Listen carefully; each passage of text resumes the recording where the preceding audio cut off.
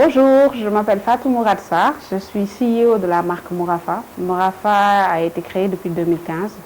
C'est une marque de vêtements, de création spécialisée dans le Made in Africa, le design et les accessoires de mode aussi, et les accessoires de décoration. C'est une marque qui a fait son chemin, pas uniquement dans la création orientée sur la vente, mais aussi sur la valorisation des tissus africains, comme les pagnes que nous avons en Afrique, en passant par le pagne du Sénégal, le pagne de la Guinée, le pagne de la Côte d'Ivoire, du Cameroun et des pagnes africains de manière générale. Et on le valorise de manière très subtile dans nos créations. La particularité, c'est que c'est des habits très pratiques, qui peuvent être mis par tout le monde, quelle que soit la nationalité. Aujourd'hui, nous sommes fiers de notre parcours pour plusieurs raisons. C'est que nous avons pu créer une communauté autour de cette marque, qui est aussi une marque qui prône la synergie des femmes qui sont dans l'artisanat et qui sont surtout dans le Made in Africa. Aujourd'hui, Mourafa a donné naissance à un concept qui s'appelle Artilab, un lab sur l'artisanat. On va dire aujourd'hui qu'on peut se prévaloir d'avoir créé le premier lab sur l'artisanat, qui ne se limitera pas seulement à Dakar, parce qu'aujourd'hui les enjeux, c'est de montrer qu'il y a un potentiel extrêmement important des femmes de l'artisanat, en passant par Rufisque, en allant à Thiès, en allant visiter les régions du Sénégal et de sortir le potentiel. Nous avons commencé par le lab qui est à Bambilor. Aujourd'hui, notre ambition, c'est d'aller dans toutes les régions où l'artisanat a un impact important. Nous avons aussi créé avec d'autres femmes, avec ce lab-là, le concept Artilab, nous avons commencé des activités, nous avons fait des formations sur la brodeuse numérique. Nous avons des programmes avec les artisans. Donc c'est un programme qui est en train de prendre de l'ampleur. Mourafa se positionne aujourd'hui comme une marque qui non seulement valorise la beauté de la femme noire, la femme africaine, mais aussi de la femme mondiale, on va dire la femme internationale, qui à travers des boubous très pratiques, simples, qui montrent la culture africaine aussi, sort tout un art, une façon de vivre. Ce n'est pas seulement un vêtement. Une femme qui marche en Afrique ou ailleurs, elle véhicule des messages à travers les couleurs qu'elle porte, à travers sa façon de mettre son foulard, à travers sa façon de bouger. Et donc, du coup, cette façon d'être mérite d'être connue.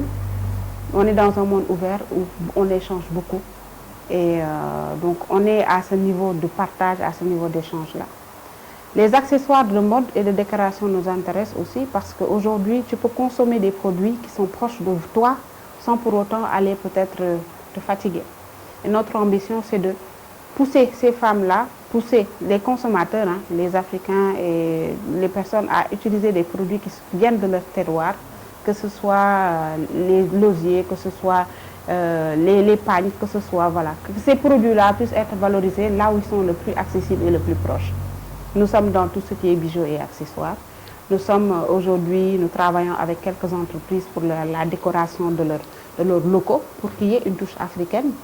Et aujourd'hui, nous avons comme ambition important aussi de pouvoir vendre en ligne et de vendre un peu partout à l'international, que ce soit dans tous les pays du monde. C'est aujourd'hui un enjeu important pour nous, que n'importe qui puisse utiliser nos produits et puisse l'avoir. Et donc, on a traversé quand même beaucoup de difficultés, parce qu'au début, on est assez seul en tant qu'entrepreneur, malgré les bonnes idées qu'on a. Il faut quand même un peu de moyens pour déployer et créer. Il faut aussi la main-d'œuvre, ce qui n'est pas tout le temps évident, pour avoir une certaine récurrence et une certaine qualité dans le suivi de ces créations. Aujourd'hui, on a une boutique qui est pignon sur rue à Karak, à côté de la mosquée où on a commencé.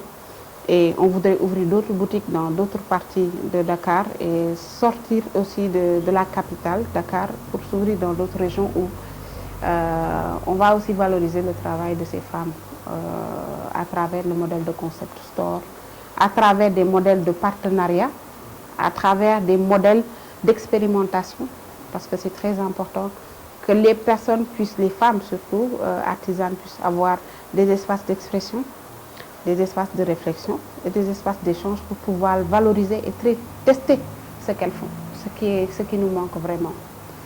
On a un message important sur le plan pour les jeunes de manière globale, en leur disant que aujourd'hui on peut réussir là où on est. Pourquoi? C'est qu'il faut, ça demande de très grande conviction déjà, parce que psychologiquement il faut être armé.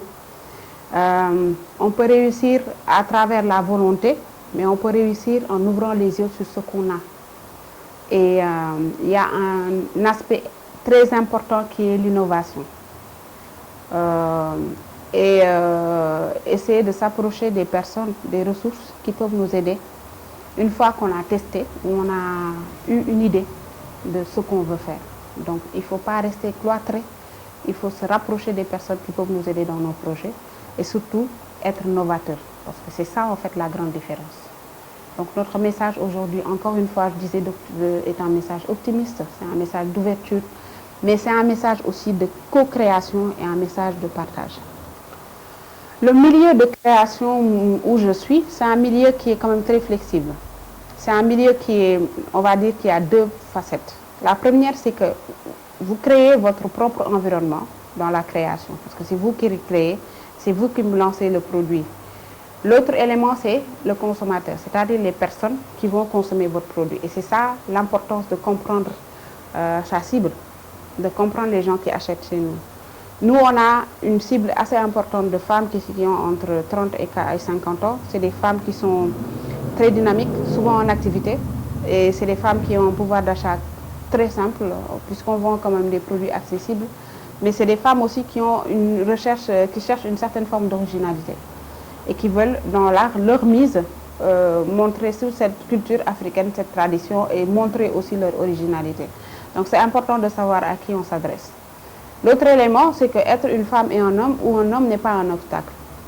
Le plus important, c'est d'être très clair dans ce qu'on fait et de se créer, d'avoir une vision. Il est important de décliner son travail en termes de vision. Aujourd'hui, dans les 3 mois, les 6 mois, les 2 ans ou 5 ans, on devrait savoir, la personne devrait savoir où est-ce qu'elle va. Donc du coup, c'est des trajectoires, c'est des objectifs qu'il faut se décliner par mois, par année, par semaine et faire des bilans réguliers. Aujourd'hui, je crois qu'il y a quand même beaucoup de chances en tant que femme aujourd'hui de réussir. Pourquoi? Parce qu'on a un œil très pluriel et divers. On a la diversité dans notre façon d'être et on est très flexible. Donc ça doit être transformé en force et pas en faiblesse. Aujourd'hui, les femmes sont écoutées dans les plateformes, les femmes on leur ouvre les portes, donc il faut en profiter et montrer ce qu'on sait faire, mais le montrer clairement dans l'action et dans une certaine forme de rigueur. Parce qu'aujourd'hui, quand on n'a pas de rigueur dans ce qu'on fait, c'est très difficile de pouvoir réussir.